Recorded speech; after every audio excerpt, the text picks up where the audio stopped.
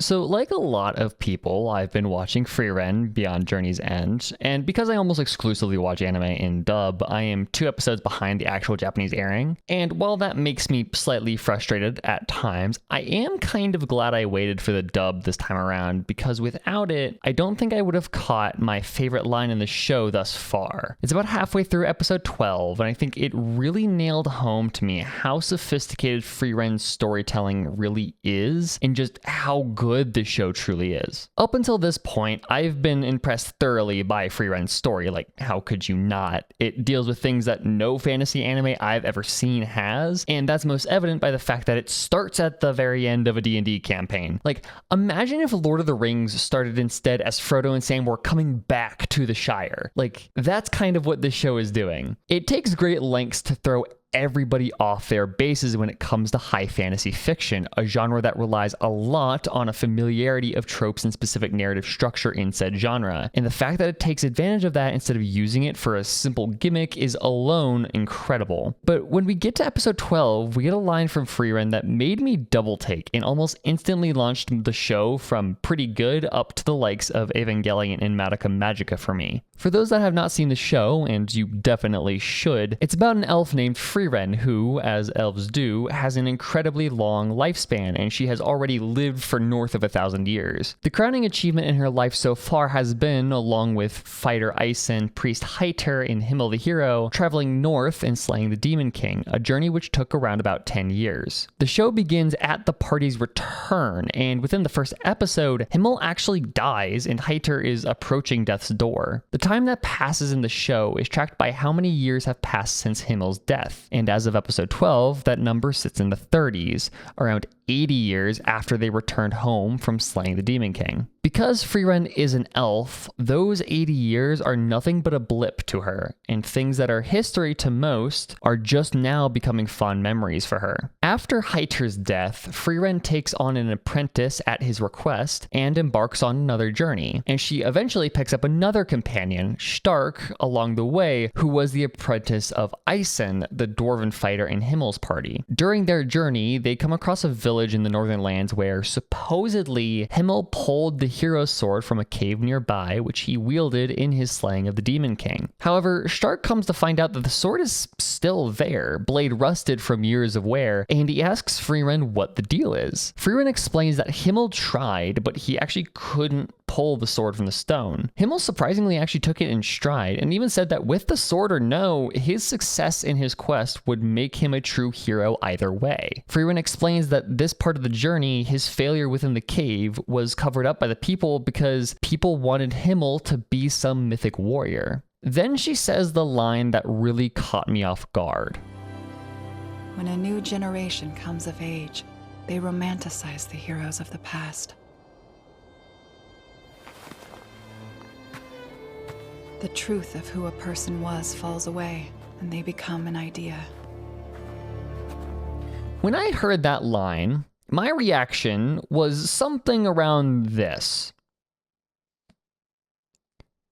Wait, is this just Absalom? Okay, so I'm going to go on an incredibly long tangent about an American author and one of his works, so bear with me because this will tie around to what I think a major thing Frieren is trying to say is. So in the early 20th century, there was an American author named William Faulkner who wrote an obscene number of novels, short stories, and also really shitty poetry. The man won a Nobel Prize in Literature, 2 Pulitzer Prizes, one of only 4 authors to ever do so, and he is my absolute favorite author of all time. So as an author, Faulkner was largely concerned with 2 things: World War I and the place of his upbringing, the American South, most particularly the time surrounding the American Civil War. He wrote a bunch of books that took place in his own fictional Yoknapatawpha County in Mississippi to explore many facets of the American South, which fascinated him because in his youth, he heard so many stories of the past from his great-grandfather, who was a colonel in the Confederate Army, as well as from his family's black servants. So he ended up getting both sides of the story. This fascination and unique perspective on the, at the time, recent past culminated in his 1928 novel, Absalom, which acted as an allegory for the American South as a whole, its rise, its prosperity, and its fall, But what this book does that makes it so incredible, since Faulkner at the time wrote like 3 allegories for the American South over his career, is how the novel is written and how that adds to the story. Absalom is an incredibly difficult book to read, and the reason for that is quite evident if you read just the first sentence alone. Let me actually do that, and I'll give you a second to try and recognize what about this book makes it so hard to read. From a little after 2 o'clock until almost sundown of the long, still, hot, weary, dead September afternoon, they sat in what Miss Caulfield still called the office because her father had called it that. A dim, hot, airless room with the blinds all closed and fastened for 43 summers, because when she was a girl, someone had believed that light and moving air carried heat, and that dark was always cooler, and which, as the sun shone fuller and fuller on that side of the house, became latticed with yellow slashes full of dust motes, which Quentin thought of as being flecks of the dead old, dried paint itself blown inward from the scaling blinds as wind might have blown them. That is all one sentence. That is short compared to some of the sentences in this novel. But the reason this book is so difficult to read is because it's attempting to emulate the game of telephone any and all stories play from generation to generation. What it attempts to do is make the information so unclear and muddied through dialogue in prose that is so long and winding it's hard to remember what a sentence even was about when it started, that your recollection of the story is just as unclear as it is in the minds of everybody else that tells it. This entire novel is about one Thomas Sutpen who showed up one day randomly with a bunch of gold he stole from the natives, uses that gold to buy 100 acres of land, and begins a plantation.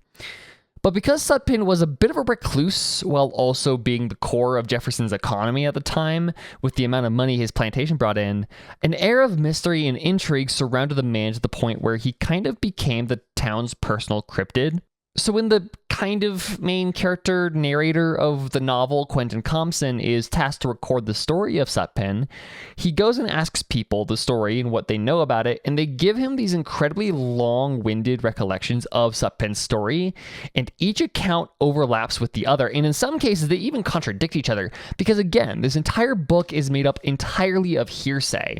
But an important detail is that nobody that Quentin talks to was actually alive to know for sure the specifics of Sutpen's early to midlife, except for maybe Rosa Caulfield, but that's getting into too many specifics about this book. I could talk about this book all fucking day. With both the writing style and the subject matter, Faulkner uses Absalom to explore what time can do to the story of remarkable men, and by extension, through allegory, uses that to explore what time can do to the story of a people, of a group of people, of a region, of a nation, and explore why the American South was so idolized at the time by the people that lived there, and why people hung onto their roots so desperately when it was clear that the world was moving on from the American South and what it was, and were then moving forward. Interestingly enough, a later novel of his, The Reavers, actually explores how the world was moving forward from the ideas, like the ideal American South that was explored in Absalom. This is a really good book. I recommend this. It was because as new generations came of age, the truth of what an institution, personified as a person in Thomas Sutpen, was falls away, and it becomes an idea. This is why that line spoken by Frieren made me think of this novel in particular, because largely the show and the book have at least one theme in common. Time erodes away at the blemishes and failures and the faults, leaving behind the things people want to idealize and romanticize. Just like how the fact that Sutpen's family got caught in a convoluted plot relating to incest and mixed bloodlines that you could really only glean through deduction of the stories, so too did Himmel's failure as a hero. What makes this whole topic so interesting to me, though, and why I'm making this video, is that the structure of these themes and how these two stories treat these themes are different in two very particular ways. First, and most obviously, Himmel is actually a hero and not a slave owner. The show Frieren treats Himmel in a positive light in comparison to the incredible poor light that Absalom paints Sutpen in, because yes, this book does not like Sutpen. I should make that abundantly clear. And second, and most importantly, Fern and Stark have a resource that Quentin very much lacks. A direct link to the past. Somebody was there to see it all, and they have